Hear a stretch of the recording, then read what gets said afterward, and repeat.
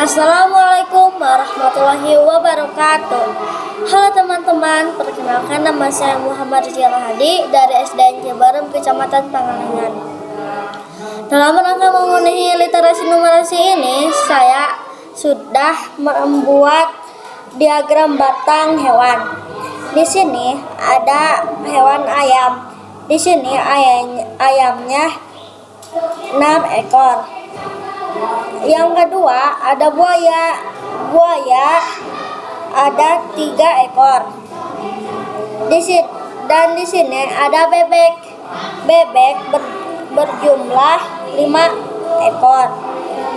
Di sini ada unta. Unta berjumlah 2 ekor. Dan di sini ada ikan.